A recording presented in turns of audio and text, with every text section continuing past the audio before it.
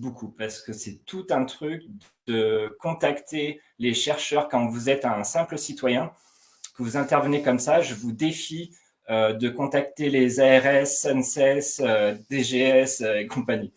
C'est vraiment...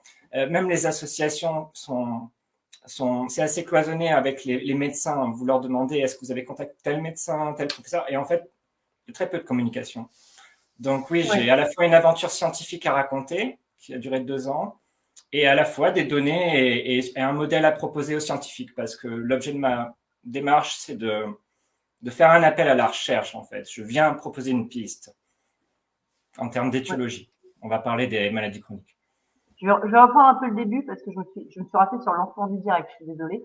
Je t'en prie. Donc au moment où je disais Guillaume Brun, technicien supérieur photonique, et ses travaux sur l'éclairage et la lumière.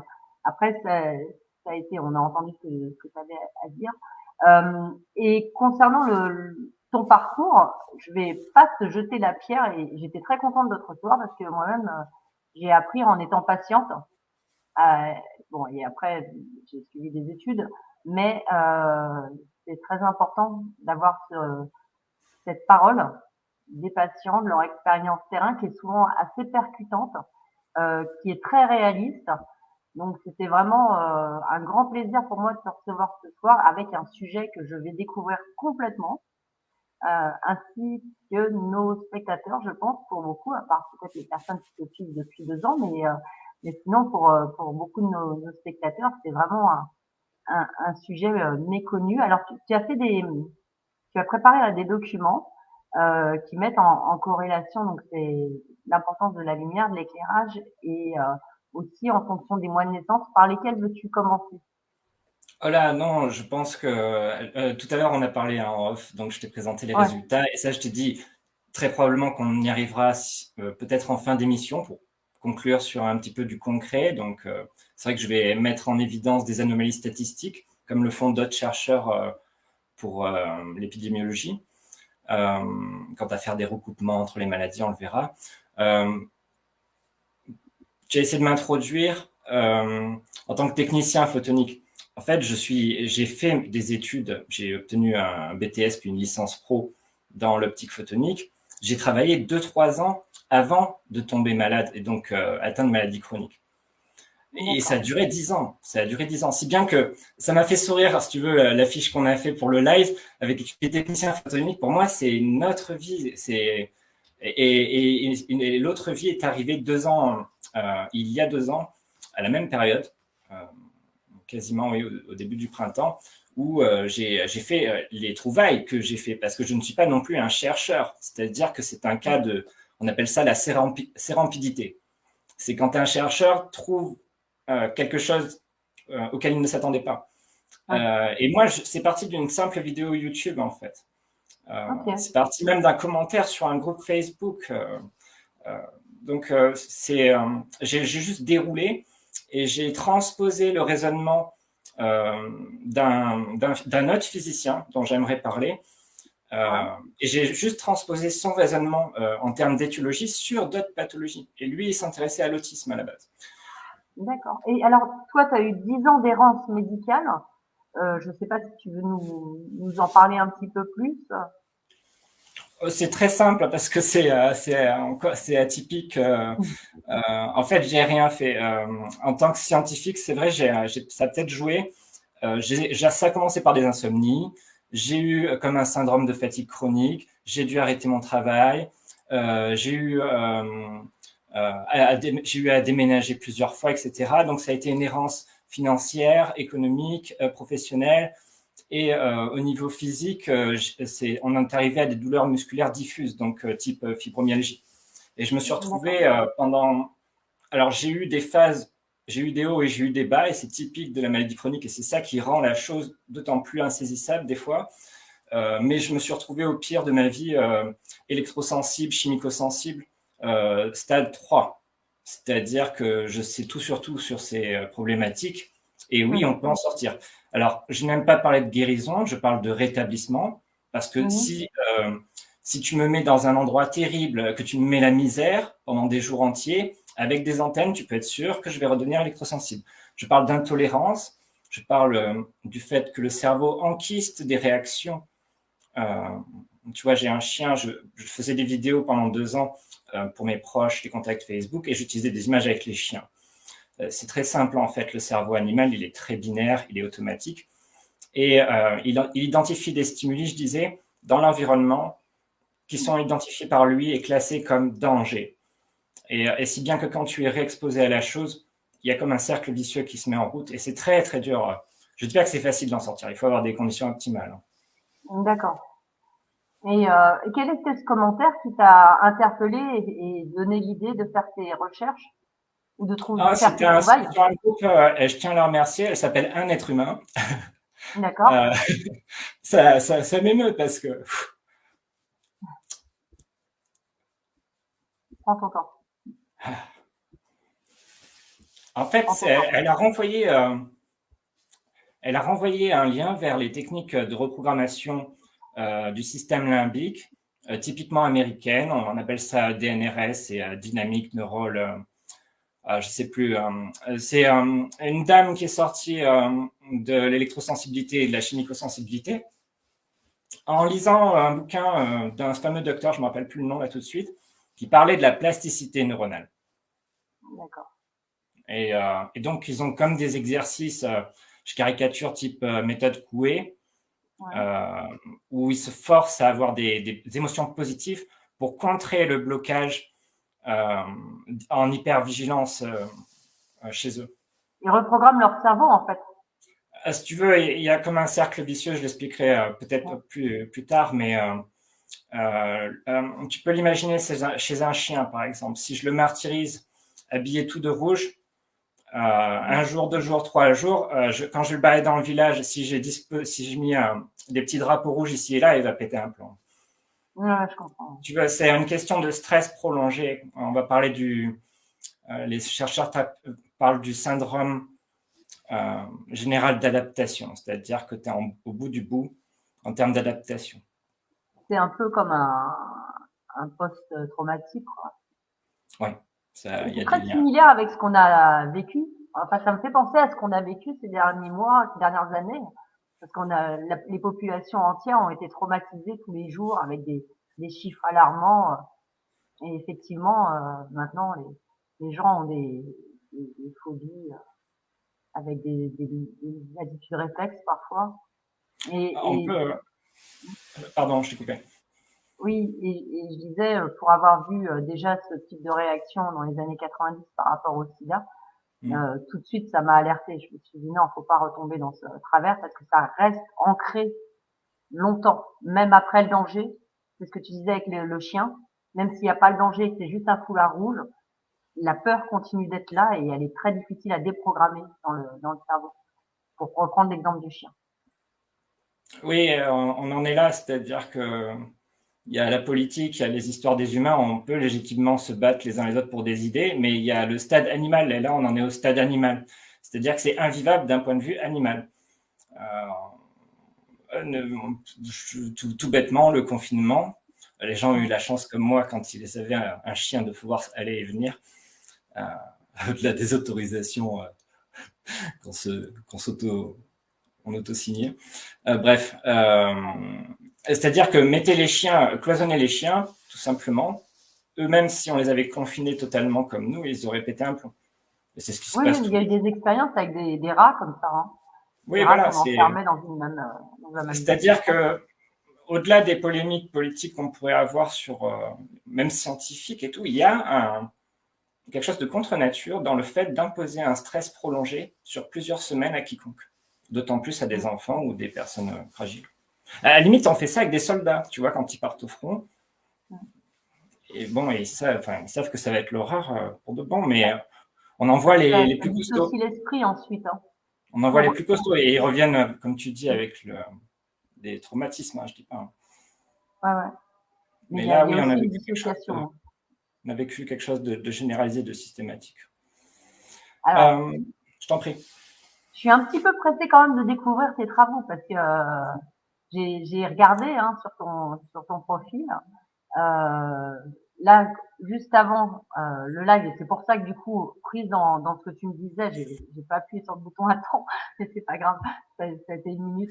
Mais c'était vraiment très intéressant. Et donc, en discutant avec toi avant, ça m'a permis de mieux comprendre les graphiques que tu présentes sur sur ta page, enfin sur ton profil. Et par quoi veux-tu commencer? Parce que comme je ne maîtrise pas du tout le sujet, il faut que tu m'aides. Quelle est l'image ou la chose que tu vas avancer en premier pour expliquer les grandes lignes peut-être d'abord? Alors, tout simplement, vous avez titré. Qu'est-ce que vous avez titré, rappelle-moi, sur la fiche? Ouais, c'est une bonne question. Qu'est-ce qu'on a fait? Catalyseur, les éclairages écran, catalyseur des troubles autistiques. Alors, je me Voilà, suis c'est ça. dit, bon, ok, ils sont partis là-dessus. Et c'est vrai que ça faisait partie du petit texte que je t'avais envoyé. Ouais. Et je me suis dit, oulala, on va devoir parler d'autisme. Alors, voilà, je voulais dire, c'est peut-être pour ça qu'on a bien fait de parler des traumas et du stress. J'ai une amie qui m'a demandé, ma mère aimerait te voir et tout ce soir. Je lui ai dit, non, c'est peut-être pas une bonne idée. Parce que si vous êtes un peu fragile, voilà, on va parler de sujets lourds. Les maladies chroniques, il y a des maladies très très graves. Il y a des gens qui sont entre la vie et la mort. On ne rigole pas avec ces histoires d'étiologie. On ne dit pas c'est ça qui fait ça de manière légère. Même si on a pris un peu l'habitude avec Alors, le groupe étiologie, ça veut Facebook. dire la cause, pour ceux Oui, pardon, connaissent l'étiologie, pas c'est bien. la science des causes, en quelque sorte. On cherche le lien causal entre ce qu'on observe et ce qui se passe vraiment. Donc, je tenais à dire au public que si c'est pas votre journée, si c'est pas votre soir, vous remettez à plus tard et vous regardez le live plus tard ou vous vous faites expliquer par plus tard. Voilà. C'était juste pour vous dire ça. Donc, par quoi on commence? Qu'est-ce qu'il faudrait retenir? Je vais te dire, je vais essayer de me mettre à la place de mes lecteurs. Je pense qu'ils ont retenu cette histoire de moi de naissance. Et c'est ça qui frappe les esprits, et notamment dans mes démarches, quand j'appelle les pôles d'excellence, les médecins spécialistes, etc., je leur dis moi de naissance. Ils me disent qu'est-ce que c'est que cette histoire de moi de naissance? Ouais. C'était la réaction de Jean-Marc au téléphone, et je remercie Mm. encore Gérard de me l'avoir passé au bout du téléphone. Et il a fini par dire purée, c'est quoi, qu'est-ce que c'est que cette histoire? Je ne savais pas que ça existait. Donc en fait, c'est à la fois des vieilles études et des études des années 70 et des études des années 90 peut-être qui en parlent. Je dirais qu'en fait, l'hypothèse a été plus ou moins abandonnée puisque les chercheurs avaient émis l'hypothèse d'une déficience en vitamine D pour les Ouais. populations concernées, à savoir qu'ils observaient un taux de naissance plus élevé dans les périodes hivernales. Je caricature parce que c'est plus compliqué que ça. Ouais. Alors, plus Et en élevé gros, dans les périodes hivernales. Il y a plus de oui, naissances c'est-à-dire en que hiver. quand tu prends le nombre de bébés, tu demandes aux gens, selon la maladie qu'ils ont, tu les regroupes ensemble, tu leur dis quel est votre mois de naissance. D'accord. Tu regroupes toutes les données, tu prends ton fichier Excel, janvier, février jusqu'à décembre, et tu notes le nombre, et ensuite tu fais un graphique. Et tu vas voir sur un graphique, en général, je centre sur l'hiver, le graphique, pour voir ce qui se passe au niveau de l'hiver. Et donc, ça a été observé pour le trouble du spectre de l'autisme. Donc, il y avait plus de gens autistes qui étaient nés en hiver, c'est ça? On caricature. Pour le coup, l'autisme, c'est plutôt fin d'été, début d'automne, et il y a un pic en février. Mais c'était pas limpide, si tu veux. Il y avait des traces d'anomalies, des débuts d'anomalies statistiques. D'accord. Ça a été observé plus récemment pour la schizophrénie sur une base de données de patients en Angleterre. Ok. Et il y avait Alors, combien de patients, tu te souviens? Tout ce que je vais dire, je le sourcerai dans un article. Je vais me réécouter ce live. D'accord. Je vous ferai un article et il y aura tout sourcé. Super. Après, j'ai accès à mon dossier si vous voulez, mais ça va être fastidieux sinon de vous chercher tous les trucs. Et ça a été observé également pour la sclérose en plaques. Rien que ça c'est censé te faire bugger, en effet. Tu vois, je veux dire, quel est le lien? Alors, les chercheurs, chacun de leur côté, ont émis l'hypothèse de la vitamine D. Je ne sais pas si ces chercheurs, s'il y a des bibliographies à la fin et tout, mais j'ai pas l'impression qu'ils se parlent entre eux. En tout cas, l'hypothèse n'a pas donné suite à de nombreuses études, j'ai l'impression. alors que c'est facilement vérifiable. Des séries de données, on en a plein. C'est vrai que la vitamine D, quand on voit l'importance, et tu parlais de Jean-Marc Sabatier, que j'ai contacté d'ailleurs parce que je te connaissais pas. Je dis voilà, il y a ce monsieur qui me parle de travaux. Il me dit oui, oui, c'est intéressant. Bon, il était pas disponible, et puis c'est pas sa spécialité. Mais quand on voit l'influence de la vitamine D sur le système rénine-angiotensine et tout l'organisme, le premier effet, c'est de se dire forcément ça doit influencer. Il y a une corrélation. Alors, non seulement en hiver, on manque de soleil, en effet, tout de suite, on pense à ça. Et en effet, vous auriez plein de raisons, et ça sera peut-être l'objet d'un débat avec le docteur Sabatier, ce serait très volontiers. Ma version très courte, parce que tu m'amènes tout de suite dans le sujet, là, je dirais que les sujets concernés ont tendance à consommer la vitamine D à la vitesse grand V, si bien que quand on mesure leur taux, en effet, ils ont des taux bas. De là à dire... Alors voilà, c'est pas pour chambrer et tout le docteur Sabatier, c'est qu'en étiologie, il y a énormément de recherches et il y a énormément de chercheurs qui s'attardent à... on parlera du SRA, c'est excellent ce qu'il a proposé, hein, et ce que les autres chercheurs ont démontré avec lui. Mais bref, ce que je veux dire, c'est peut-être un peu plus compliqué que ça, dans le sens où, oui, il y a déficience de vitamine D chez les sujets, mais ça pourrait s'expliquer autrement. Moi, je m'arrête là. Alors, tu disais un instant qu'il y a des gens qui consomment plus, donc des super consommateurs de vitamine D, en fait. C'est pour ça qu'ils C'est-à-dire qu'on va parler de sujets qui sont stressés, donc on peut imaginer que leur consommation de quoi que ce soit dans leur corps est accrue, si bien que quand on mesure leur taux, ils sont en carence, ils sont au bout du bout au niveau physiologique. C'est un peu mon cas au niveau de la vitamine D. Il faut prendre je suis pas en train de dire qu'il ne faut pas prendre de la vitamine D, au contraire, vitamine C, etc. Mais ce n'est pas mon boulot à moi de faire des posologies. Alors, dis-nous en plus, du coup, parce que c'est vrai que... Alors, comment j'en suis venu là? Alors oui, peut-être que les spectateurs sont frustrés parce que j'ai pas fini sur l'histoire du DNRS, le fait de se désensibiliser, etc. On y reviendra.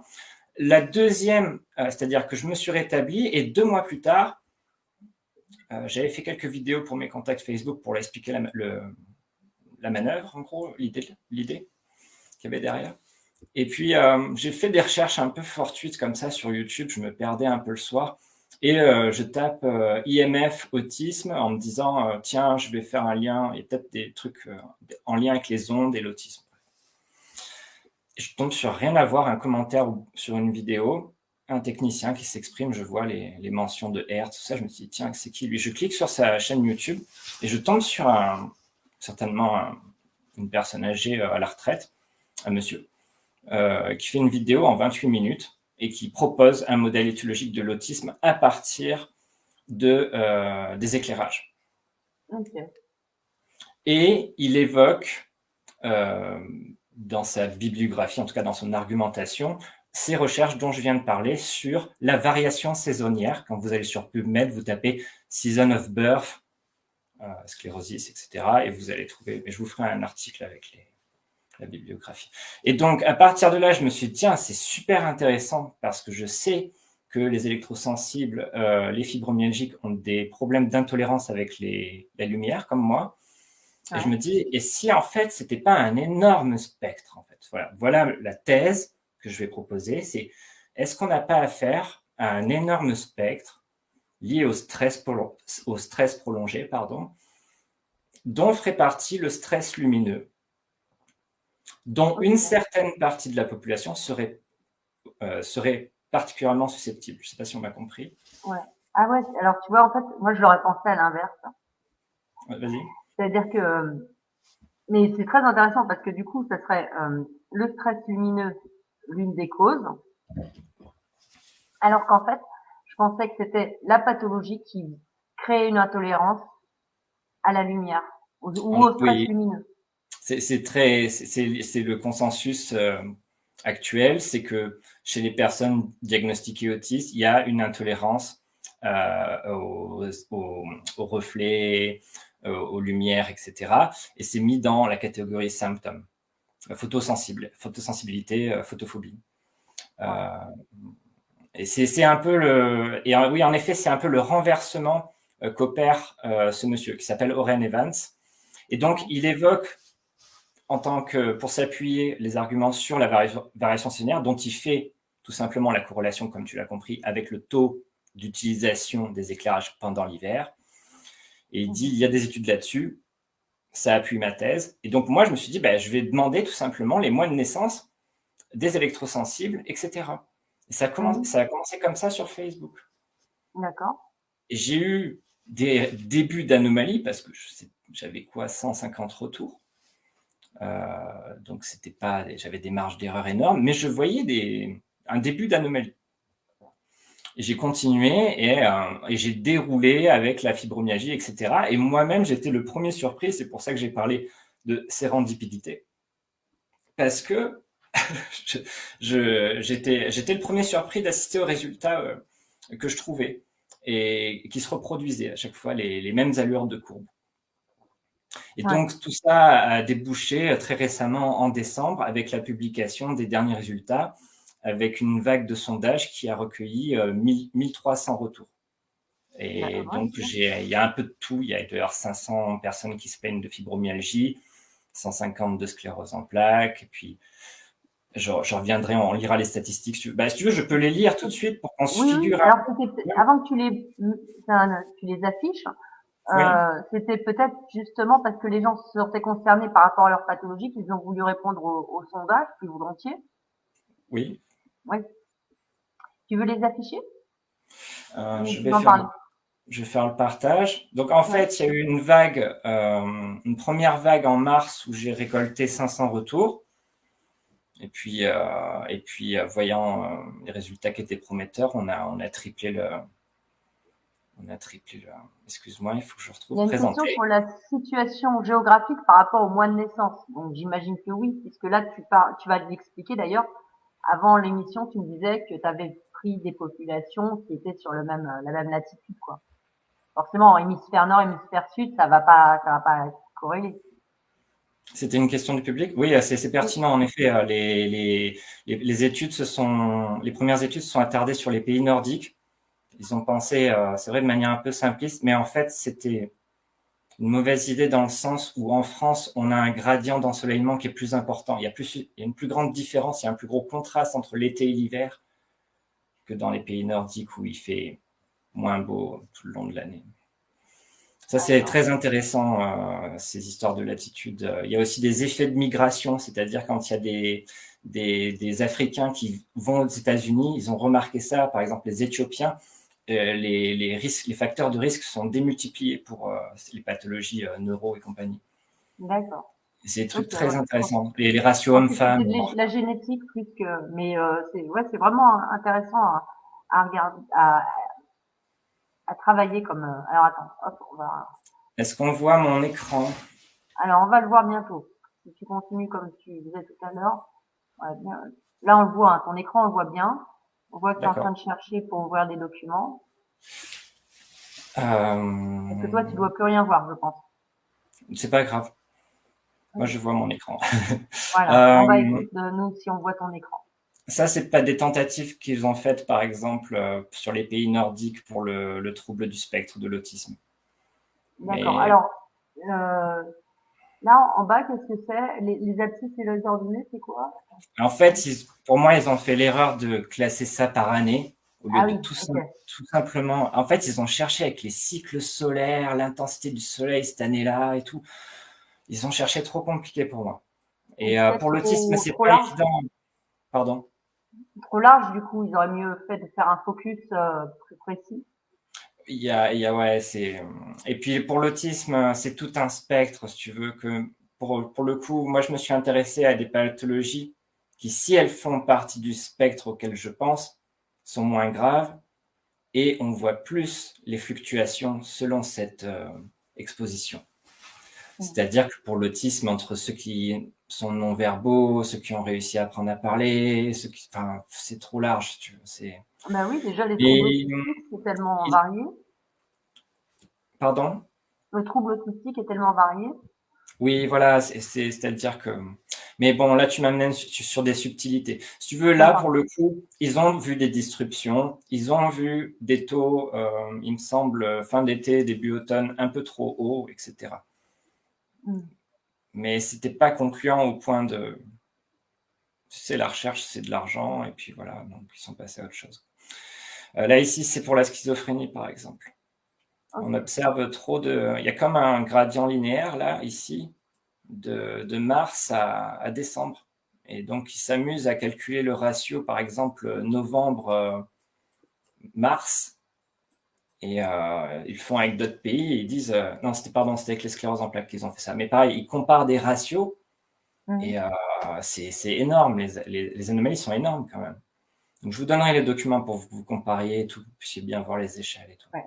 C'est vrai que sur, Mais, sur ce graphique, on voyait qu'il y avait des mois beaucoup plus hauts que d'autres, hein. moi, j'avais demandé, par exemple, sur un groupe, quand est-ce que les gens étaient tombés malades. C'est dur de demander à un malade chronique c'était quand le début de la fin, mais en gros, ils m'ont répondu. Donc, ça a commencé dans les années 90, hein, et ça peut être des biais par rapport à mon stage. Mais le résultat intéressant, c'est qu'il y a 41% qui m'ont répondu que ça s'est passé en hiver et 20% en été. Et il y en a Donc, 38 qui se souvenaient plus, quoi, je pense, c'est ça? bah, c'est flou pour même moi. Bah Tu oui. me demandes, je ne saurais pas te dire, hein. Mmh. C'est dur au début, hein. Souvent, ça commence par des insomnies, des choses comme ça. Pour d'autres, c'est un accident qui va faire vraiment le déclencheur. Mmh. Euh, je voulais introduire mon travail à travers les exposés de Jean-Marc sur le SRA. Ouais. Je vois qu'il est déjà 21h30. Ouais, ça va vite, hein. Mais on en Il fera reste d'autres, hein, plus on détaillera à d'autres moments. plus que Ce qui 50 compte là, c'est slides. vraiment brasser les grandes lignes de ton travail, puisque dans le On va détail, dire ça. Ouais. Tu découvres en même temps que les autres de toute façon. mmh.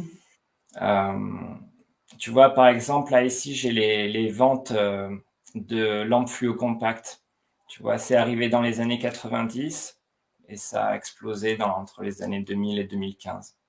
Ça, c'est les lampes qui sont un peu en tire-bouchon ou en U, qu'on vous a vendues Mmh. comme des lampes de basse consommation. En fait, ces lampes, la problématique majeure, ce dont je vais parler, c'est de l'effet de scintillement. Les Anglais disent flicker effect.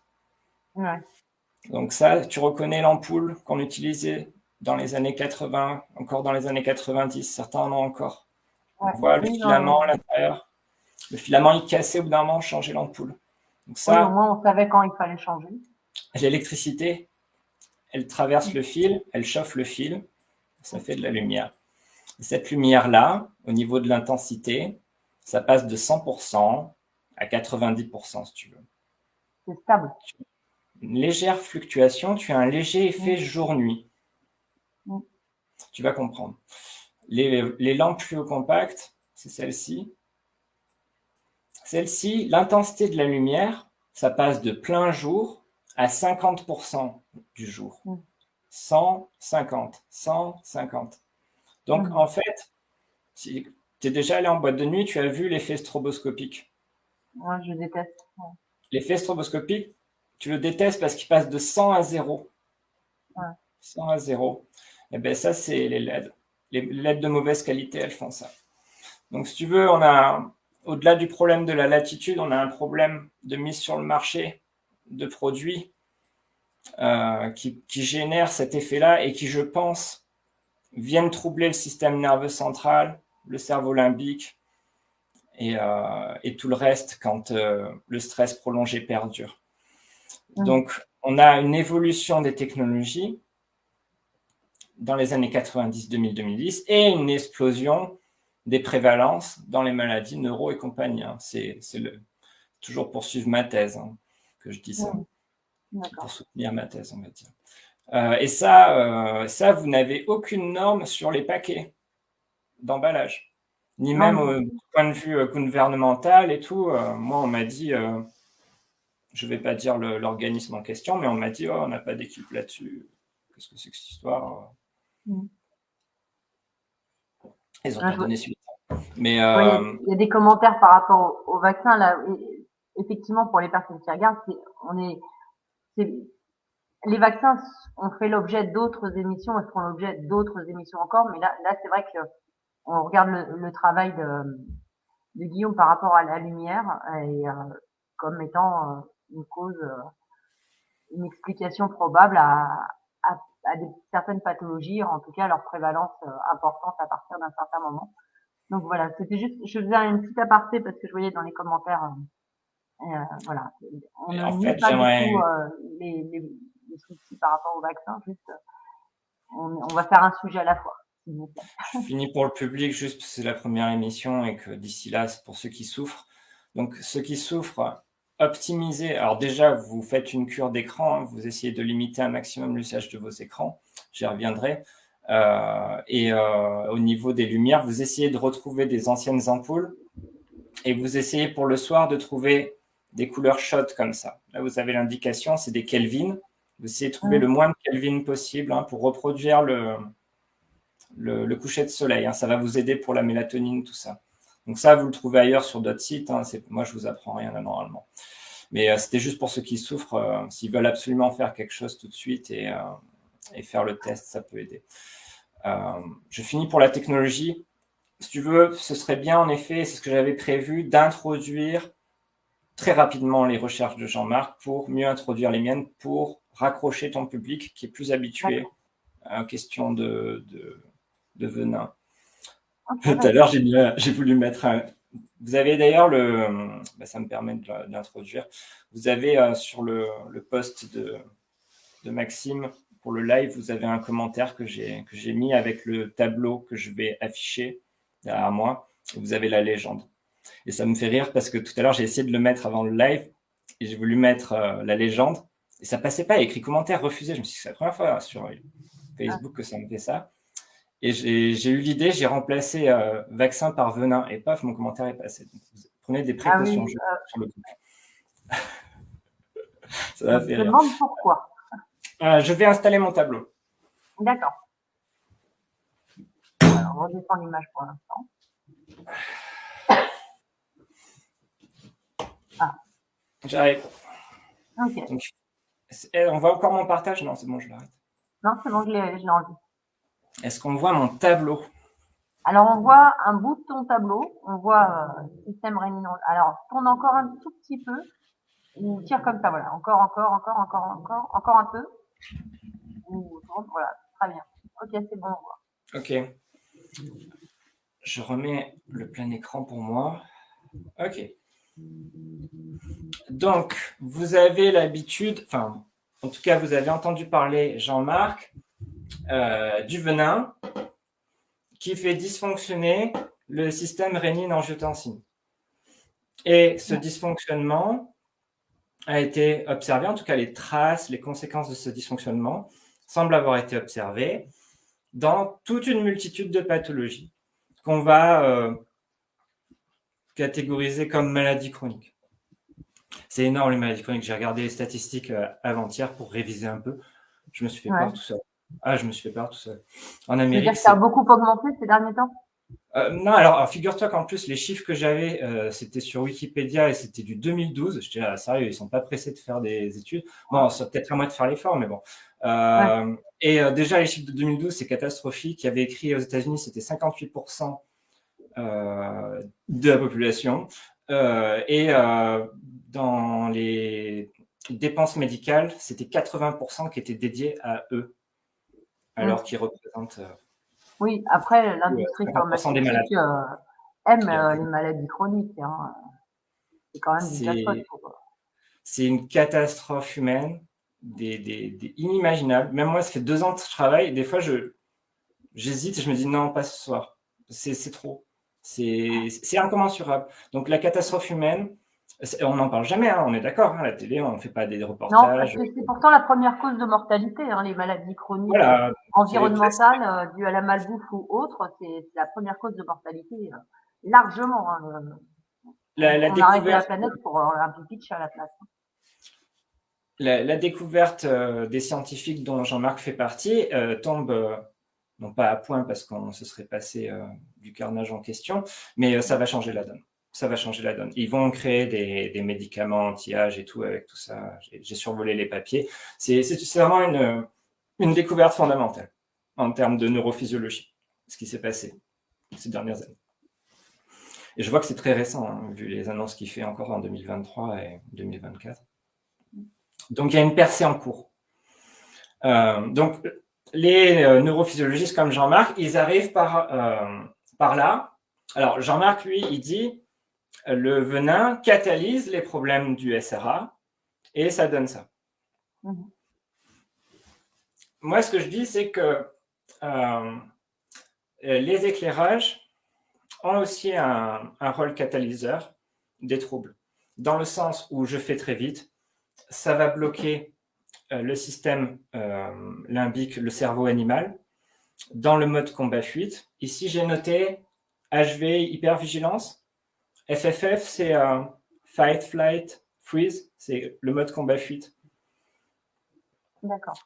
C'est cet état, c'est cette stase où, c'est simple, par exemple, tu es dans une grande maison que tu viens de louer et d'un coup, tu entends des bruits dans la nuit au rez-de-chaussée. Bon, tu rentres en hypervigilance. Si ça dure des heures, ça va être vraiment très intense pour ton corps et ton esprit. En gros, c'est l'idée du stress prolongé. C'est pour ça qu'on en vient au stress tout en haut. Qu'est-ce que c'est le stress? C'est un phénomène auquel tu vas devoir t'adapter. C'est une situation qui te dépasse, soit c'est une situation qui dépasse la plupart des gens, soit c'est toi qui as une faille qui fait que tu es davantage dépassé. Donc de là, c'est ta dimension animale qui prend le relais. Tu descends d'un niveau. Okay. Le sang, il file dans les jambes, dans les bras, pour se préparer à courir ou se battre. Donc, tu n'es plus à faire des équations, tu n'en es plus à te dire, tiens, qu'est-ce qu'il racontait mon livre pendant que tu étais en train de lire, là, dans ton livre, tu as entendu les bruits. Ouais, je sais pas, tu zappes toute ça, l'histoire, tu zappes. C'est une question animale qui se joue maintenant. Donc, le stress prolongé, j'ai demandé à Jean-Marc, est-ce que ça a un lien, le SRA et le mode combat-fuite? Il m'a dit, vous pouvez voir l'article sur mon mur, c'est très court, je peux juste 3 questions. Il m'a dit, oui, c'est le SRA qui fait partie du système nerveux autonome sympathique qui gère les flux de cortisol, les flux d'adrénaline, etc. Et le SRA, je vous rappelle, en tout cas, il l'a annoncé, les chercheurs l'ont annoncé, et c'est complètement dingue, c'est que ça ouvre la voie à l'étiologie de tous ces troubles, c'est que le SRA, sa biodistribution, elle dépend de votre âge ou de votre sexe. Des deux en plus. Ça dépend de ces facteurs-là. Ça paraît logique quand même. Oui. Rien que le système, la matrice de la femme, c'est tout un truc. Donc, oui, c'est forcément plus compliqué chez les femmes, j'imagine, comme d'habitude.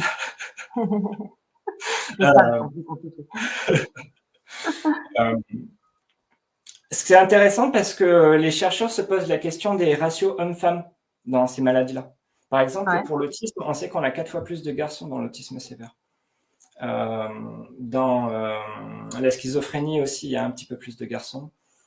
La CEP, il y a plus de femmes, 1,7 je crois. Bref, par exemple, alors là j'ai noté en bleu les maladies pour lesquelles je me suis intéressé à compter ces histoires de mois de naissance, etc. Donc en bleu, le code couleur bleu, c'est ce dont je vais parler, et rouge, c'est Jean-Marc.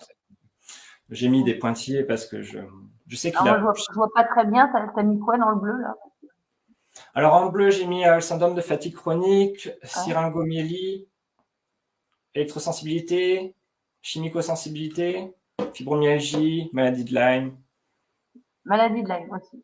Okay. C'est les maladies dont les chercheurs n'ont même pas de projet de recherche. Un peu de choses. Non, mais on en connaît quand même, Christian Perron. Oui, c'est bien le problème. C'est bien le problème, c'est qu'ils sont très très nombreux. Ils sont très très nombreux en errance médicale et dans des souffrances atroces. Ah oui, mais lui, il a eu la particularité de ne pas les laisser tomber justement. J'ai réécouté l'interview de... Oui, Christian Perron, je connais. J'ai écouté l'interview à nouveau de Jean-Marc Sabatier. Il parle de Lyme, il parle de Ehlers-Danlos, je ne l'ai pas noté. Il parle du syndrome de fatigue chronique, il parle de la fibromyalgie. Je crois qu'il parle d'un déséquilibre potassium-sodium de mémoire. Donc, je me suis surpris en réécoutant cette interview par Louis Fouché. Et je me suis dit, purée, il avait vu ce que j'ai vu plus ou moins, mais avec le prisme du SRA, qui est absolument une clé universelle en quelque sorte, maintenant pour l'étiologie, on va dire. Mais comme catalyseur, en fait, c'est ça. Les venins, ça fait pédaler dans la choucroute, le SRA. Comme je pense que les éclairages aussi. C'est ça l'idée. C'est comme une Formule 1, tu la fais partir à fond et tu mets le frein à main pour voir. Voilà, ça va donner ça au niveau physiologie. C'est-à-dire que c'est un épuisement. Alors en fait, ma thèse, c'est que je vais rajouter, et en fait c'est l'âge, il a dit, c'est en fonction de l'âge, donc en fonction du métabolisme. Quand tu es jeune, tu as une poussée métabolique qui est forte. Et c'est pour ça, à mon avis, qu'on voit, j'ai pas lu son papier à Jean-Marc, mais il a fait un papier là-dessus, pourquoi les jeunes font, je veux pas déformer le titre de son papier, mais en gros, pourquoi les jeunes ou les sportifs peuvent faire des thromboses, des trucs comme ça cardio. Parce qu'ils ont une telle poussée métabolique que c'est l'histoire de la Formule 1. Eux, c'est vraiment des Formules 1 pour le coup. Et ça fait des gros dérapages. Que quelqu'un qui a 60 ans, qui a déjà un métabolisme plus ralenti, mais qui est quand même dans un épuisement, ça va donner ça. Ça va donner... D'une manière générale, les pathologies, quand elles arrivent tard, sont moins foudroyantes que quand elles arrivent tôt. Tu vois, par exemple, déjà, forcément, moi, je suis experte HIV, donc le HIV, quand c'était un enfant qui naissait avec le HIV, il avait une évolution beaucoup plus rapide qu'une personne qui l'aurait attrapé à 80 ans. Les cancers, pareil. Enfin, mais en même temps, les corps des jeunes sont tellement en production, comme tu disais, d'énergie, de cellules et tout, que le moindre dysfonctionnement est décuplé. Ça me paraît tout à fait logique, alors qu'un corps âgé marche à l'économie, quoi. Donc, en biochimie, il parle de catalyseur. C'est-à-dire qu'il y a des choses en toi qui accélèrent les réactions chimiques et donc la production de ceci, cela. Ouais, d'accord. Quelle heure tu as, Loris? Ça fait 42 minutes, donc il est 21h43. Donc ça va, t'inquiète. Ça va, ouais. C'est quand tu vois le nombre de trucs que... j'ai mis sur le côté les pollutions. J'avais pas la place sur mon graphique, j'ai mis en côté sur les pollutions pour imaginer qu'il y a une autre face à la pyramide. Et ben ça va encrasser tout son système. C'est-à-dire que ton système de détox va être mis à rude épreuve. Et si tu es en plus en train de stresser tout le temps, sans même t'en rendre compte, parce que je vais vous expliquer pourquoi les éclairages, c'est un catalyseur que vous ne percevez pas parce que c'est la chose se passe de manière subliminale. C'est imperceptible. C'est une partie de la vision. J'expliquerai peut-être dans un autre live. Je vous renvoie de manière générale à mes articles. Je vais faire des vidéos pour réexpliquer tout ça de toute façon. Mais en gros, vous avez une partie de votre vision, on dit périphérique, qui analyse les choses de manière un peu automatique. Elle est floue. Quand tu regardes un paysage, ton regard se porte à un endroit précis, tu le vois net. Là, tu as 4 à 5 images par seconde. Tu peux passer de 4 à 5 objets en une seconde. Ça, c'est ta vision fovéale. Autour, par contre, c'est la perception des mouvements, des trajectoires, des couleurs, des contrastes. Et en extrême, et c'est pour ça qu'on met des œillères aux chevaux pour faire court, c'est une zone de détection de danger. Et ça touche aussi, figurez-vous, le rythme circadien, le jour-nuit, tout ce qui a lien avec la chronobiologie, vos hormones. Donc si vous êtes avec un éclairage bleu le soir, qui fait en plus un effet stroboscopique, il y a une partie de vous qui croit être en boîte de nuit et qui croit voir surgir 100 fois par seconde quelque chose sur le côté, au-dessus, etc. Ça crée même une sorte de mouvement.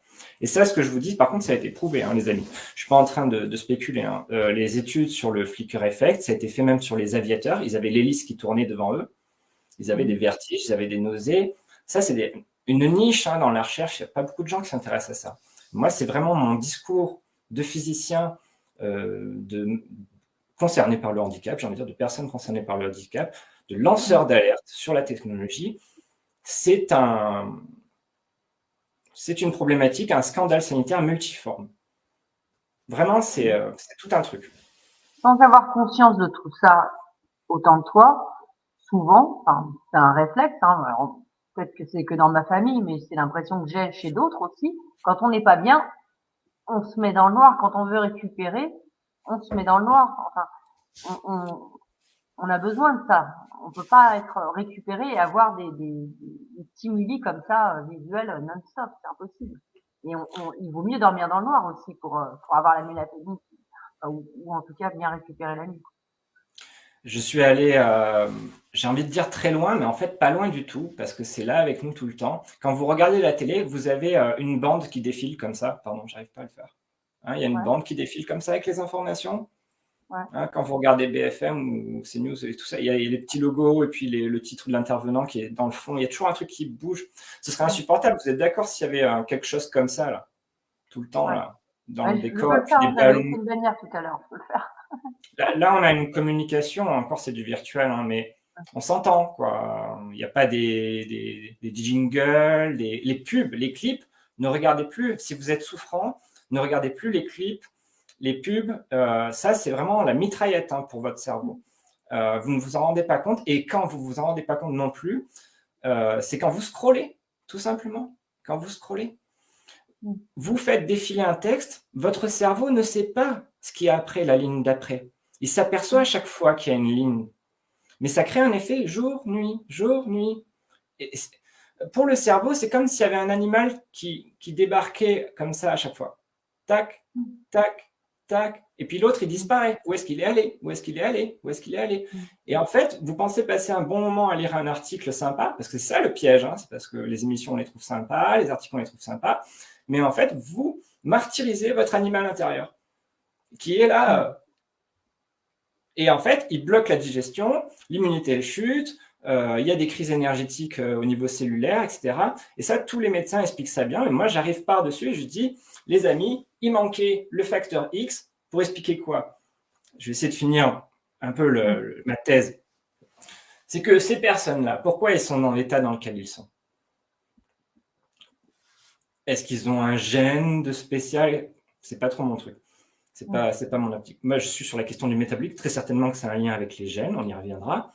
Mais un métabolisme puissant, et je le vois par exemple sur mes courbes de temps de réponse visuelle. Le temps de réponse visuelle, c'est le temps que vous mettez pour cliquer par exemple sur la souris. L'écran va passer du rouge au vert et on te demande de cliquer. Tout le monde n'est pas égal par rapport à ça. C'est une bonne manière de mesurer le métabolisme de quelqu'un, la réactivité de quelqu'un. Si vous introduisez un catalyseur, peu importe, j'ai mis les traumatismes, hein, là, pour y avoir une autre face avec les traumatismes. Ça, c'est des stress internes. Hein. Il y a des choses que vous n'avez pas envie de revoir et qui reviennent dans votre vie et ça n'en finit plus. Tout ça, c'est lié en fait. Donc, j'ai 3 catalyseurs, on va dire, et on va dire que les sujets, eh ben, c'est la combinaison des 3. Quelle est leur vie? Quel est leur passé? Comment la mère a vécu sa grossesse? Ça, les chercheurs, ils sont d'accord là-dessus hein, pour l'autisme. Ils ont identifié le fait que même les traumatismes de l'enfance de la mère sont un facteur de risque sur l'autisme. Donc le stress de manière générale, tout ça c'est le stress. À quel point vous êtes sensible aux éclairages, au plus votre métabolisme est rapide. Et j'ai trouvé beaucoup de surdoués, vous allez le voir dans mes statistiques, il y a beaucoup de surdoués parmi nous. Ça va vite là, ça va toujours plus vite que les autres. Comme par hasard, ils sont plus sensibles. J'ai des études de physiologie là-dessus, ça a été fait par l'Institut du cerveau. Je tiens à l'annoncer, parce que c'est une très vieille étude. Tous les électrosensibles sont passés à côté. L'Institut du cerveau, en Suède, une vraie équipe, hein, avec 20 électrosensibles, ils ont mis des électrodes sur leurs yeux, etc. Ils ont mesuré leur réactivité face à des lampes en 50 Hz, 60 Hz. Ils ont vu des réponses corticales qui montaient en flèche, très très haut dans les fréquences. Donc, ils sont rapides. Vous êtes rapide, vous pouvez capter des choses rapides. Ça, c'est la partie animale. Et pour le SRA, si en plus vous êtes fait vacciner par-dessus, ça, c'est pas mon domaine. Mais ça, c'est une bombe. Ce qu'il a sorti Jean-Marc, c'est une bombe. Il devrait faire tous les plateaux télé de tous les pays. Et puis les autres chercheurs qui ont travaillé avec lui, hein, c'est pas le seul. C'est un C'est scandale. justement parce que c'est une bombe qu'il n'est pas invité sur les médias. Hein. Si tu veux, c'est pas pour me comparer à lui ou aux autres chercheurs, mais en science, quand on fait une percée, c'est d'abord une mauvaise nouvelle parce qu'on se dit oh putain, sérieux, c'est ça. Et après, c'est une bonne nouvelle parce qu'on se dit ok, si c'est ça, alors on va pouvoir mettre ça en place. Donc, toutes les recherches sur la SRA, ça va donner des médicaments qui vont ralentir, qui vont le calmer lui, hein, qui va arrêter de pédaler dur. Ça va un peu le calmer. Ouais, mais ça va calmer les effets, pas la cause. Exact. Tu vois, en fait, c'est ça. Le Exact. problème, c'est que dans l'industrie, ils sont plus concentrés sur comment cacher les effets que travailler la cause. Ah, là, je m'adressais aux personnes de bonne volonté. Le traumatisme, ben, ça, c'est la société, c'est l'aléa de la vie, les destins, etc. Mais on peut faire des choses. Et les thérapies comportementalistes, j'en reviens à la dimension animale, ça marche super bien sur les gens qui sont hyper réactifs. Parce que ce que je veux faire entendre, et je ne veux pas vendre du rêve, mais si vous êtes hyperactif, vous êtes meilleur, vous êtes bon pour le meilleur et comme pour le pire. Et c'est pour ça, à mon avis, qu'on observe des rétablissements comme moi et ailleurs. C'est vrai que ça peut aller très vite, en fait. Parce que si vous débloquez ici, c'est un lien avec l'esprit, hein, très certainement qu'il faut faire un travail mental ou même de psychothérapie là-dessus. Hein, et puis s'apprendre le sport, il est ici. Hein. Le sport, toutes les pages Wikipédia, tous les articles que j'ai vus, à chaque fois, le sport, il est écrit, c'est bon. Même pour la schizophrénie, pour tout. Arrêtez de croire qu'il y a des maladies qui sont plus terribles que d'autres parce qu'en fait, on les comprend moins bien. J'ai vu un témoignage d'un jeune homme schizophrène de mon âge. Il raconte qu'il s'en est sorti, le sport, la méditation, comme par hasard. Il faisait une annonce publique. Hein. Il n'a pas écrit ça sur un blog de manière obscure. Hein. Il fait une conférence et tout, il explique pourquoi. Mais c'est pas connu. Bref, c'est donc moi, mon rôle en tant que physicien, on va dire, si j'interviens par la suite, c'est de proposer un modèle étiologique en mettant en avant des anomalies statistiques qui tendent à prouver que les hauts métabolismes, et c'est un double drame, figure-toi, parce que si vraiment c'est les personnes les plus vives qui tombent le plus vite malades, ben merci pour la société, parce que ouais, tu vois ce que je veux dire, je dis pas que les autres ça compte pas. Mais est-ce que du coup elles ne sont pas aussi aptes à se rétablir rapidement? Justement, c'est ça que j'essaie de dire, c'est que il y a des témoignages un peu partout. Il y a même quelqu'un m'a envoyé un commentaire très intéressant, j'ai pas eu le temps de fouiller la dernière fois. Elle m'a dit, figure-toi qu'il y a un docteur célèbre en Amérique qui a fait un livre génial et il a fait l'enquête à partir de ce genre d'exception pour trouver la règle. Les histoires de mois de naissance, c'est des exceptions, c'est des anomalies. Et en science, c'est comme ça, c'est des indices, si tu veux. C'est comme Sherlock Holmes, c'est tiens, là, c'est bizarre et tout. Et c'est comme ça que tu détricotes le truc. Donc, j'espère apporter une bonne nouvelle. Ce que j'appelle à faire, c'est ceux qui souffrent, faites, ça coûte rien. Il y a même des défis dans les lycées, des défis sans écran. Les enfants, les adolescents se forcent à pas mettre d'écran pendant une semaine. Faites-le, essayez de le faire. Ah bah, ça m'émeut parce que je connais des gens, il y a une poignée de volontaires qui ont suivi mes conseils.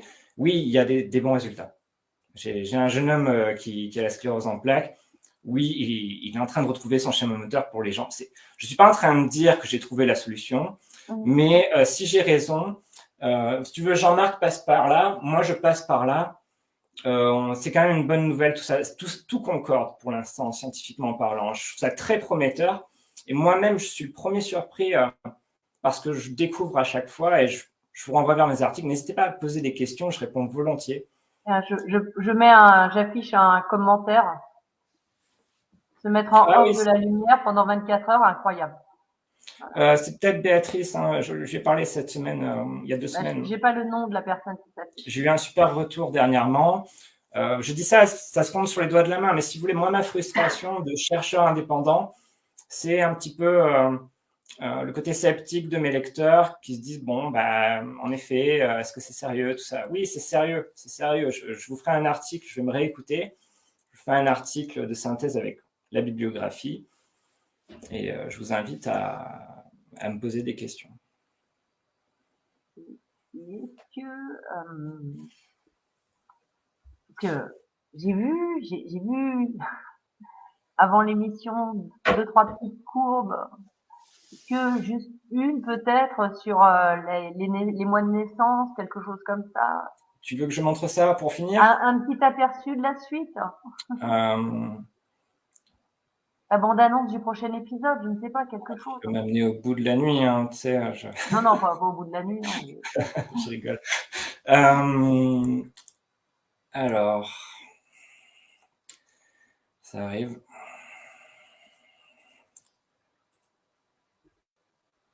Est-ce que tu vois mon écran? Alors, oui, je l'affiche. Hein. Je le mets? Oui. Hop. Voilà. Ici, c'est la cohorte des Françaises et des Suisses. On a 850 personnes. Alors, attends, parce que là, du coup, on les voit en tout petit. Tu peux cliquer Oui, dessus. c'est normal. Je vous montre ça, par exemple. Ça, c'est tout récent. Je ne pensais même pas que la question était pertinente. Je demande aux gens, est-ce que vous avez eu un diagnostic de surdoué, HPI? Est-ce que vous avez eu, est-ce qu'on vous a dit de faire le test ou est-ce que vous y avez songé? Est-ce que vous n'êtes jamais posé la question ou est-ce que vous ne voyez pas surdoué, tout simplement? Je sépare ces gens en deux groupes. Ici, en bleu, j'ai ceux qui ont eu un diagnostic et ceux à qui on a indiqué qu'il serait bon de le faire, et les autres en rouge. Donc ça, c'est les données qui sont empilées. Donc là, ici, en fait, quand vous regardez tout simplement le total, vous avez les mois de naissance ici, c'est centré sur l'hiver. Vous voyez ma souris? C'est décembre, janvier ici. Donc on commence en juillet, hop, ça descend jusqu'en octobre. Et puis ça remonte de manière linéaire jusqu'en mars. Ici, vous avez 55 naissances en octobre, quand ici, vous en avez 85 en mars. C'est énorme. C'est énorme quand même, Emily. Je vous montrerai la courbe le groupe témoin, les naissances normales en France. Vous avez un pic en mai, un pic en juillet, un peu moins de naissances en février, quoi. Et c'est très léger. Et donc ça redescend en avril, il y a un petit pic en mai, mais c'est pas très consistant parce que je vous ai dit qu'il y a déjà un pic en mai dans la population générale. Mais vous voyez deux répartitions différentes. Et à partir de ça, à ce que ce soit proportionné, mais non, c'est pas proportionné. Alors déjà, ça devrait être plat, plus ou moins. Donc ça l'est pas. Il y a ce phénomène qui part des deux équinoxes, ici. Vous avez l'équinoxe d'automne et ici, vous avez l'équinoxe du printemps. Et sur tous mes graphiques, j'ai une disruption. Je passe très vite. Regardez, je pose des questions à Excel. Il me répond. Je lui demande qui c'est qui a un trouble de la lettérisation. Ça, c'est quand les gens, ils devraient être gauchers quand ils devraient être droitiers. Leur pied d'appui n'est pas au bon endroit. Bref, ça dépend aussi du mois de naissance, je me suis aperçu. Je passe très vite. Vous allez les retrouver sur mon site, sur ma page Facebook. Ici, par exemple, j'ai le niveau d'études. J'ai halluciné. Regardez, tu arrives à voir le bleu foncé là? Oui, on voit le bleu foncé. Même vous avez une vague ici. Un peu parce qu'on voyait mieux quand on voyait tout. Voilà, comme ça, c'est bien. Vous avez une vague ici, une double vague avec un pic en avril à nouveau. Okay. Donc ici, vous avez les masters doctorants. Ici, vous avez les bac plus 2, bac plus 3. Ici, ceux qui ont eu leur bac. Ici, qui étaient au collège-lycée, qui ont arrêté. Et c'est très pertinent sur le... J'ai d'autres résultats. Ici, la taille des filles, tout simplement. Alors, c'était des filles, parce que c'est plutôt des filles qui t'ont répondu, c'est ça? Des femmes, je devrais dire. C'est des femmes, la moyenne, c'est de 45 ans, il me semble, de mémoire. Ici, je prends leur taille, tout simplement, je calcule la taille moyenne des femmes selon le mois de naissance. Et pareil, j'observe une double vague selon leur saison. Donc, ils sont hyper réactifs, en fait. C'est pour ça que les femmes, elles disent je me vois plutôt hypersensible quand elles répondent à mon questionnaire, au lieu de dire surdoué. Combien m'ont répondu je suis très, très sensible, hypersensible, HPE, nanana. En fait, leur corps, leurs émotions, leur esprit fluctuent beaucoup selon le stress. C'est un petit peu les canaris de la mine de la société, en fait. Et j'arrive à trouver la trace, si on veut, des éclairages. Ici, on a encore les effectifs. Tu vois qu'il y a bien moins de naissances. Je montre vite fait, même gaucher-droitier, j'ai des taux de dingue. J'ai des gauchers en hiver à plus de 15%. Normalement, les gauchers, c'est de 10 à 11%. Et des ambidextres, en vois-tu, en voilà. Il y en a partout des ambidextres, 12% en juillet, 13% en septembre, et puis ils disparaissent en hiver. Il faut savoir que le taux d'ambidextre parmi l'autisme, c'est de 17 à 47%. Pour la schizophrénie, on trouve 40% de gauchers. Bref, je m'amuse à faire des recoupements comme ça, en termes d'étiologie, et c'est toute la piste que je propose. Et donc, ça, ce serait directement lié à l'exposition de la mère ou au bébé tout juste né. Je descends l'image. Oui, si tu peux. J'enlève l'image. Ouais. Oui. Donc, ça serait lié à cette exposition, soit autour de la naissance, soit après la naissance. C'est subtil, j'imagine. Il y a des effets non linéaires, c'est-à-dire que la grossesse de la mère va compter. Les premiers mois, j'ai l'impression que d'après mes calculs, les tout premiers mois comptent beaucoup. Mais si tu veux, quand tu es né en octobre, tes premiers mois se passent en hiver. Un an plus tard, tu apprends à babiller à papa, maman, etc. Même période à 1 an, etc. Donc, les spécialistes du développement de l'enfant vont bien s'amuser avec mes données, à mon avis. Et moi, même moi qui n'y connais rien aux enfants, je n'ai pas d'enfants. J'apprends des choses à travers mes données, si tu veux. Je me dis, et après, je prends un livre sur les enfants. Là, j'ai un livre de psychologie des enfants qui date un peu. Et je le lis, je me dis, ah ouais, c'est pour ça que j'ai ça dans mes données, etc. Je fabule un peu, mais il y a de ça un peu dans mon aventure scientifique et je découvre la chose en même temps. Et c'est pour ça que je publie en direct tout ce que je trouve. Ouais, c'est intéressant. Tu as fait des liens entre différents phénomènes que d'autres n'avaient pas pensé à faire. Là, par exemple, les droitiers, les gauchers, les ambidextres, les mois de naissance, enfin, c'est vraiment des ponts que j'avais jamais vus avant, en tout cas. Une intelligence artificielle aurait trouvé le truc avant moi, je pense, s'ils avaient mis les données et posé de bonnes questions. Oui, et c'est ça la science. Hein. La science, c'est pas moi qui suis plus intelligent ou Jean-Marc qui est plus intelligent, etc. La science, on est assis sur les épaules des géants. Ils font des choses et nous, on grimpe sur eux et on avance toujours plus. Et après, quand tu es au sommet, tu vois mieux, etc. Et tu te dis, ah, mais en fait, ça a un sens, tout ça, etc. Et en fait, moi, je lance le truc, c'est pas moi qui vais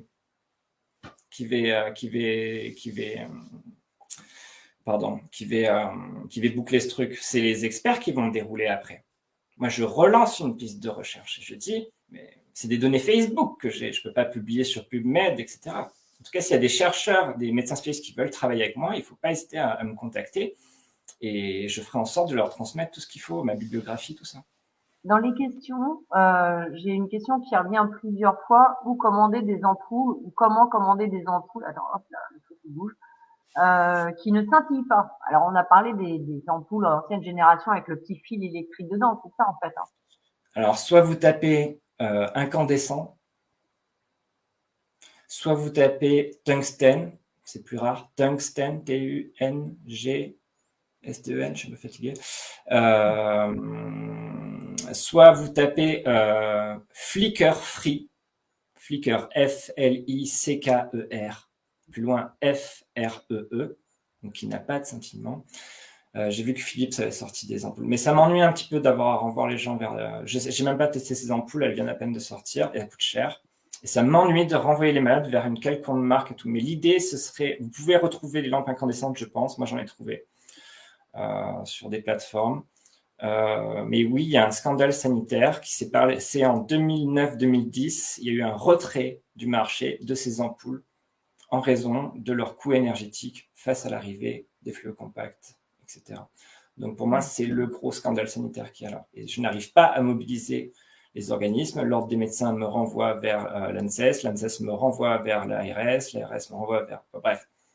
Alors, pour te rassurer ou t'inquiéter, je ne sais pas. Personnellement, j'ai fait une découverte qui a été déjà découverte avant. Hein. Alors là, moi, j'ai rien inventé, j'ai rien trouvé de particulier. Simplement, je vais te raconter brièvement. Je me dis que j'ai envie d'écrire un livre sur l'histoire des HIV et dans mon livre, je romance la fin en imaginant un super contrôleur HIV qui contrôle tous les virus. Et pour imaginer cette fin, je fais des recherches et je tombe sur des documents de l'OMS et de l'ONU classés secrets. Alors comment? Parce que j'avais des noms, des numéros de code d'essai thérapeutique, donc en cherchant comme ça, je tombe là-dessus. Et, euh, et donc je tombe sur l'existence de contrôleurs HIV et je découvre un an plus tard, en allant voir mon infectiologue, que lui sait depuis 10 ans que j'en fais partie. Et ce sont des personnes qui fonctionnent à 150% au niveau de leur système immunitaire, tu vois. Donc c'était pour te dire que ça c'est une découverte qui a été faite il y a plus de 20 ans, 25 ans, qui a été classée secret jusqu'en mars 2020. Et il y a j'ai un mal de fou à en parler. Enfin, moi, à en parler, j'en dis pas de problème, mais je veux dire, à trouver des gens qui puissent en parler, parce qu'il y a presque pas de spécialistes, parce que c'est classé secret, parce que ça dérange, je sais pas. Enfin, en tout cas, il y a effectivement des informations parfois qui sont très très difficiles à faire passer.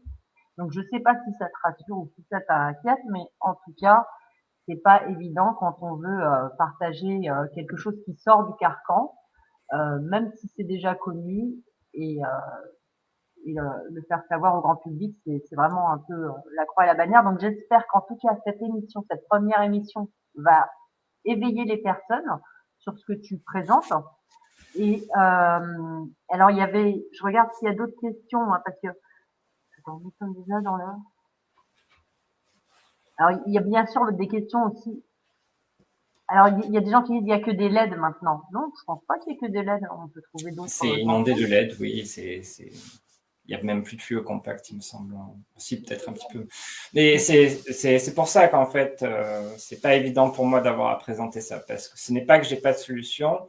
Une solution très précaire que j'ai à vous proposer, c'est de porter une capuche tout simplement le soir, et ça va faire l'effet des œillères pour les chevaux dont je parlais. C'est-à-dire que votre système de détection de menaces va être désactivé. Et pourtant, on a un regard, nous, déjà, qui est celui d'un prédateur, c'est-à-dire avec des yeux de face pour Ouais, croiser et estimer la distance, alors que les chevaux et toutes les proies ont des yeux sur les côtés, justement, pour voir le danger, quoi. ça se voit bien chez les chiens, selon les races de chiens, c'est plus ou moins frontal. J'en parle dans mes vidéos. Et donc, ben, j'invite toutes les personnes qui nous ont regardé déjà à aller sur le profil de Guillaume, qui, sur son profil, s'appelle Willem, comme c'est écrit sur la présentation, et puis à poser des questions pour une prochaine fois, pour qu'on puisse développer la suite, parce que c'est très très loin de couvrir tout ce qu'il a fait comme travail. J'ai eu un petit aperçu. C'est vraiment intéressant. On a aussi des questions bien sûr sur les chemtrails, sur d'autres pollutions, d'autres types de pollution. Alors là, ce que j'ai noté quand même, c'est que les maladies dont tu as parlé sont effectivement des maladies dont on ne parlait pas il y a quelques années. Alors, est-ce que c'est parce qu'on les diagnostiquait pas ou est-ce que c'est parce qu'elles ont explosé ces derniers temps? Il y a beaucoup de personnes, bien sûr, qui parlent de l'effet de la vaccination sur l'autisme, par exemple, puisqu'il y a eu des recherches. Alors ça, c'est intéressant. Peut-être ça va t'intéresser. Tu sais, les peuples, les Amish. Oui. Les Amish qui, alors eux, fonctionnent à l'ancienne. Et alors, ils ont deux choses qui vont dans les deux sens. Celle de la théorie de Jean-Marc et la tienne. C'est-à-dire que, un, ils n'utilisent aucun moyen moderne, donc forcément pas de ce type d'éclairage. Et deux, ils ne se font pas vacciner. En tout cas, Exact. le fait est que chez les Amish, il n'y a pas de cas d'autisme du tout. Le physicien qui a posté la vidéo que j'ai vue, hein, qui m'a lancé sur ça, parle des Amish et il dit voilà, il dit pas c'est pas une preuve, mais c'est consistant. Et il dit il a trouvé deux articles, c'est deux docteurs en Pennsylvanie, je sais pas où, et ces docteurs confirment qu'ils n'ont pas trouvé d'autisme idiopathique dans ces communautés. Ouais, ça interpelle réellement. Parce que Amish, c'est pas une génétique, c'est une façon de vivre. Des gens qui ont décidé de vivre comme ça. Donc, il n'y a Il y a pas de des, raison. il y a des effets de migration inverse, c'est-à-dire que donc, quand les Africains, par exemple, vont dans les pays industrialisés, ils ont un facteur de risque qui est décuplé. Et à l'inverse, ça ne change pas. Et en fait, c'est parce que l'Européen ramène son ordinateur en Afrique, tout simplement. Je pense, hein, il ramène son mode de vie. Et c'est-à-dire que l'effet de migration n'est pas observé en sens inverse. Il devrait, tu vois. Ouais, Et il y a plus de soleil, il y a plus de vitamine D, mais on se désinformatise pas et ça irait dans le sens effectivement de la nocivité des éclairages et non qui contrebalance le bienfait du soleil et de la vitamine D. il est possible d'avoir des très bonnes surprises si les gens font vraiment la cure que j'indique, hein, et je ne pense pas me mettre à l'ordre des médecins pour ça. Je dis aux gens, en plus, et même les enfants, on essaye de les protéger de plus en plus. Essayez de faire ça, essayez de protéger un peu vos yeux. Vous allez voir à quel point ça va soulager votre système nerveux et probablement débloquer certains symptômes. Et le fait que ces symptômes se débloquent, ça va vous faire rentrer dans un cercle virtueux. Les émotions vont revenir un peu en positif, les pensées aussi. Et il y a un gros biais sur les groupes Facebook, c'est que les personnes qui sont rétablies comme moi n'y sont plus.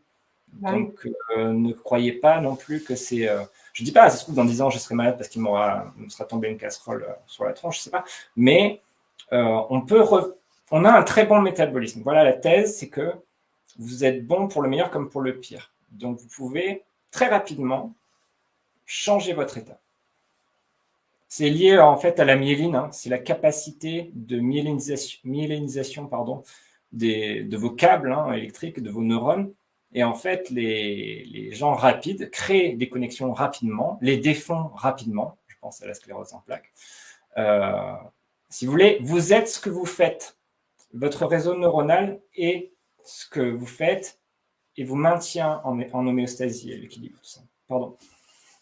Ouais, mais non, mais alors il y a une question, j'ai vu deux, trois fois, je crois, que je t'ai affiché là. Est-ce que en milieu urbain, les lunettes de soleil peuvent aider?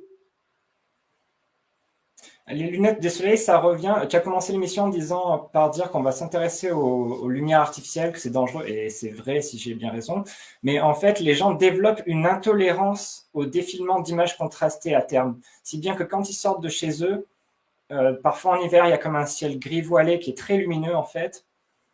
Ou alors c'est l'été et vous avez les façades des maisons en crépi qui sont vraiment très très lumineuses et les ombres qui sont dessinées. Et du coup, ça fait des effets jour-nuit. Quand vous bougez la tête sans votre casquette, vous avez le ciel et bon, vous allez là et en fait, vous créez des défilements jour-nuit, jour-nuit, jour-nuit. Les mêmes qui ont été enquistés dans votre cerveau à cause des éclairages qui faisaient jour-nuit, jour-nuit. Du coup, en fait, les gens ne supportent plus, même les villes, hein, vous avez des angles droits, vous avez des reflets, des voitures qui passent, etc. Et votre cerveau analyse tout. C'est pour ça que les gens, quand ils vont en forêt, ils disent ah là là, je me sens bien et tout. C'est lié au côté visuel aussi. Beaucoup, beaucoup. On parle d'attention exogène, et moi je parle d'attention exogène subliminale. Ok.